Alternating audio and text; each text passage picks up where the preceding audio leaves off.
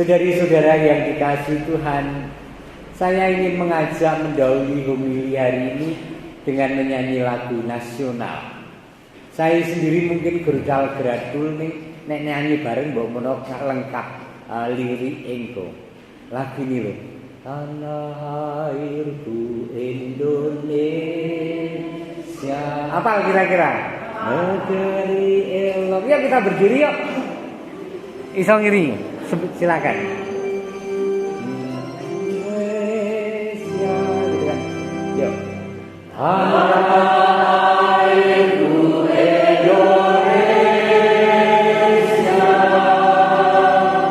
negeri amanku cinta, tanahku padaku yang mulia, yang mulia sepanjang sasa.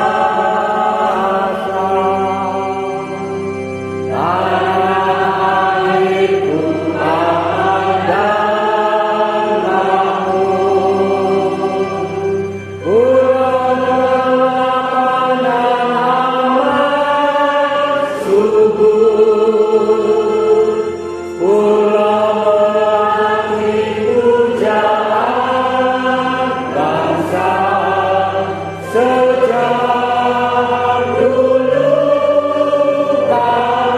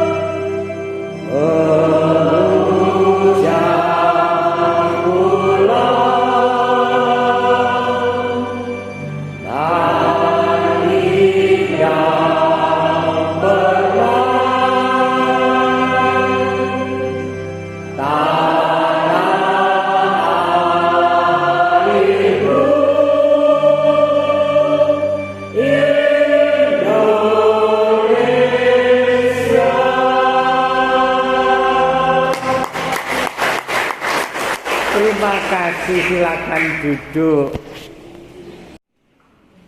Nah, saudari-saudara yang dikasihi Tuhan, hari ini kan Injil bicara tentang partisipasi iman. Tentang bagaimana sih iman itu dicakke. Dan bagi kita tidak ada diskusi dan tidak ada keraguan bahwa iman itu 100% diungkapkan, ngibadah yo temenan, sembayang yo temenan, gitu kan, sumadulur yo temenan, tetapi juga diwujudkan bermasyarakat yo temenan tanpa agenda udang di balik batu. Ini adalah gereja Katolik di Indonesia. Amin. Maka benar sekali Monsinyur Sugio Pranoto mengatakan 100% Katolik kami itu dan 100% Indonesia. Tidak ada sisa di luar itu. Bahwa kalau saya Katolik, saya Indonesia, karena Katolik saya adalah Katolik Indonesia. Nah, saudari-saudara, ini bukan perayaan Agustusan ya. Tapi kebetulan memang firman Tuhan itu mengajak kita dalam kesadaran yang seperti itu. Kesadaran bagaimana iman itu diwujudkan. Seperti dalam Injil tadi kita dengar, Yesus dicobai dengan seseorang membawa koin. Lalu diberikan kepada Yesus, "Guru, kami tahu engkau adalah orang yang jujur, dengan jujur mengajarkan jalan Allah. Engkau tidak takut kepada siapapun, sebab engkau tidak mencari muka. Katakanlah kepada kami pendapatmu, bolehkah membayar pajak kepada kaisar atau tidak?" Oh, ini pancingan itu, arep jegongke, itu jeglongke. Ya kan, nek Yesus mengatakan karena dia orang rohani mengatakan yang utama adalah Tuhan, maka tentanglah kaisar. Wah, jadi rame, ya kan? Tetapi bukan saja soal takut atau tidak sama sekali, tetapi jelas. Contohnya pun jelas. Lalu Yesus bertanya, ada koin gitu kan? Lalu diberikan uang koin kan, uang kericik. Kemudian Yesus mempertunjukkan gambar dan tulisan siapakah ini. Mereka harus menjawab jujur, gambar dan tulisan kaisar. Yesus simpel, lakukan apa yang menjadi kewajiban kepada kaisar. Berikanlah kepada kaisar apa yang kamu wajib berikan kepada kaisar, dan kepada Allah apa yang wajib kamu berikan kepada Allah. Simple. Dan itu adalah Katolik, dan itu adalah Anda, kita semua. Maka jangan pernah ragu, jangan pernah bingung untuk mengambil bagian demi kemajuan hidup bernegara dan berbangsa. Amin. So tahun ngarep Februari tanggal 14 Rebu Awu nyoblos. Gitu? Coblosan pemilihan presiden. Siapa sing kudu dipilih? Ya toh? Sing kira-kira pancen iso neruske pembangunan Indonesia sing wis kawiwitan lan diuri-uri, supaya tidak ada yang terpotong di tengah jalan. Bukan presiden yang semau gue dengan rencana pribadinya, tetapi presiden yang sungguh memikirkan keberlangsungan kemajuan Indonesia yang sedang dalam trek yang benar saat ini. Kira-kira begitu toh? Leres nggih? Serasa diterus-terus ke. Nah, para kadang kinasih, saudari-saudara yang dikasihi Tuhan, iman itu mempunyai dua segi. Ya, ini rada teori katekese. Iman itu diungkapkan, dirayakan, dan iman itu diwujudkan. Ini menjadi penting bagi banyak orang, sebagian besar orang di negeri kita yang seringkali ibadah ini rajin, sembayangannya juga rajin, tetapi kenapa tetap saja bertindak tidak manusiawi, nyolong jupuk, korupsi, dan seterusnya.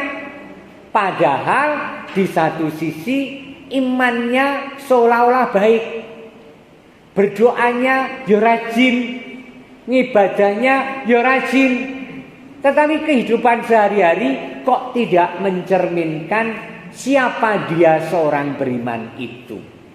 Mungkin diantaranya adalah orang mudeng bahwa iman itu juga mewujud dalam serawung, dalam hidup sehari-hari. Banyak loh diantara para pembesar negeri yang menjadi kaya raya dan kurang lebih umpamanya mengambil duit bukan miliknya, tetapi nanti mendekati pensiun dia itu menjadi donatur untuk membangun panti asuhan, untuk membangun rumah ibadat, untuk bernomor seolah-olah dengan cara itu ngurangi dosane, seolah-olah. Lalu juga cara hidupnya juga menjadi sangat berbeda. Sekarang sangat suci dan bahkan seringkali bedani. Malah orang seneng karo wong liya mergo suci. Iya ada yang begitu-begitu, model-model yang seperti itu. Nah, hari ini Injil memperdamaikan antara iman yang mesti kita ungkapkan sebagai syukur. Kalau kita beriman, kalau kita berdoa, ibadah pada Tuhan itu apa sih? Bersyukur. Nek panjenengan tindak gereja, sowan Gusti ning gereja, margi Ekaristi, letakkanlah hati Anda, hati yang matur nuwun Gusti. Ternake lemu-lemu nadyan ketiga. Matur nuwun Gusti wis mulai jawah, mangke mugi-mugi kula nyuwun panjenengan paring jawah sing radi kathah supados saged wiwit tandur. Gitu-gitu loh. Jadi optimisme hidup yang dipersembahkan kepada Allah. Keselamatan sehari-hari yang kita rasakan, rezeki yang tidak berkekurangan walaupun lebih susah, air yang masih toh ada walaupun sekarang agak budek misalnya, ya syukur. Maka ibadah itu syukur kalau ibadah syukur nyanyinya ya penuh kegembiraan, doanya ya penuh kegembiraan, juring ibadah ya orang delok-delok jam bae kok suwi banget toh. Romo Kristusnya ikut baik. Gitu-gitu karena syukur sukacita. Ya, sukacita. Bersyukur kepada Tuhan atas apa? Atas kehidupan sehari-hari. Lalu di ibadah itu ngapain? Bersyukur dan memohon untuk kehidupan sehari-hari juga. Jadi ini seolah-olah ibadah itu koyo ngecas handphone toh, ya kan? Handphone itu hidupnya kan bukan dicas-casan, tapi dibawa kemana-mana untuk komunikasi, untuk media sosial. Tetapi ketika dibutuhkan, dia harus distrumke, ngecas. Nah, misa, ibadah, sembahyang itu ngecas. Tetapi cak-cakane praktek iman itu yo dalam serawung. Maka serawungnya yo bener lan becik. Kuwi penderek dalam Gusti Yesus. Kuwi yang disebut mengabdi kepada negara, yang mengatur kehidupan untuk kebaikan. Dan orang Katolik, umat Katolik gereja hadir di sana dalam seluruh sejarah dulu sampai hari ini. Anda sudah hafal cerita-cerita kepahlawanan. Misalnya Romo van Lith. Romo van Lith itu kan Londo. Ketika dia hadir di Indonesia dan mulai misi di Indonesia, dia terpilih menjadi anggota DPR-nya Hindia Belanda waktu itu. Apa yang dia katakan berhadapan dengan orang-orang Belanda dan para priayi? Dia mengatakan, kalau saya harus memilih, pasti saya memihak pribumi Indonesia. Kaget kabeh, iki wong Londo ya, membela tanah air dalam konsep keadilan dan kemakmuran, dalam konsep tidak boleh dijajah atau diperlakukan tidak adil. Maka Romo van Lith dengan jelas mengatakan, saya akan berdiri di pihak pribumi. Keren. Apalagi ya, banyak kok, banyak. Jelas Romo Sugio Pranoto zaman revolusi kemerdekaan sangat menopang. Ketika kemerdekaan dan kemudian ibu kota negara dari Jakarta dipindah ke Jogja, Romo Sugio Pranoto yang tadinya di Semarang hadir di Jogja. Di mana? Di Bintaran. Kenapa di Bintaran? Kuwi 200 meter karo Istana Negara. Jadi dekat dengan istana supaya bisa ngobrol, bisa merencanakan, bisa merancang mempertahankan kemerdekaan dengan Presiden Soekarno. Dan Anda tahu tahun 1947 atau 48, kalau Presiden Soekarno upacara kenegaraan di Gedung Agung di Istana Negara, siapa yang ada di samping beliau?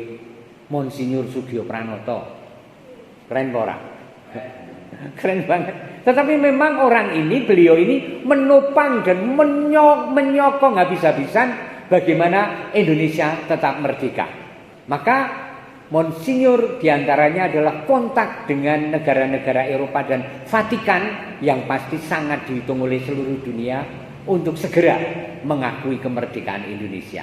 Dan Vatikan salah satu negara yang nomor 1 paling awal mengakui kemerdekaan Indonesia. Keren banget toh.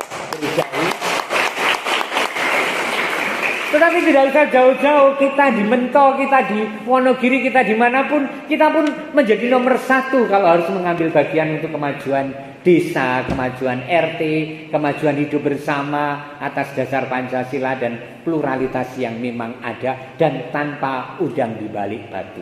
100% 100 Indonesia. Mengabdi Tuhan wujudnya adalah mengabdi, saling mengabdi sesama. Amin.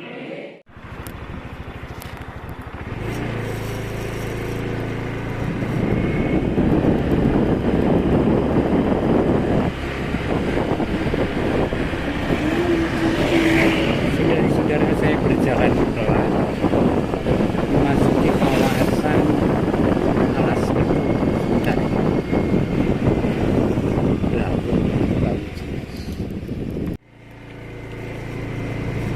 sudah melewati jembatan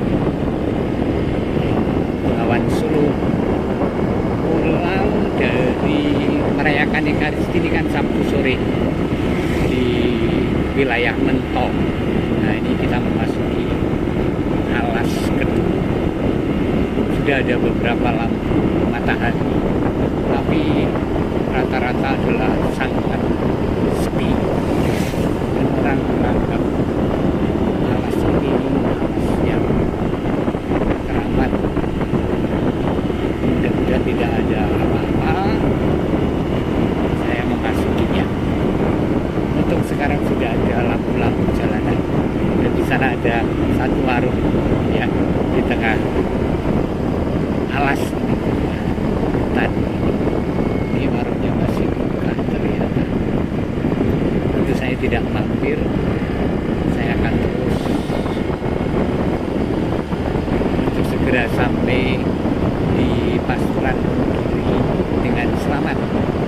Depan juga ada mobil lewat karena saat ini baru jam 7 malam. Jadi belum malam. Tapi Anda lihat jarang orang lewatnya. Nah, ini adalah hutan kanan kiri. Saya naik motor nih. Honda Beat yang setia menemani perjalanan-perjalanan saya, dan itu adalah Tasmisa. Sayang karena kameranya tidak fokus sehingga kelihatan agak gelap. Dan inilah salah satu sisi pastoral di Maroke-Wonogiri. Jarak-jarak yang jauh, kebanyakan harus sendirian dan melewati jalan-jalan yang kita tidak familiar. Kali ini jalan yang cukup familiar, jadi saya sih oke-oke saja melewatinya. Begitu, ini agak turun jadi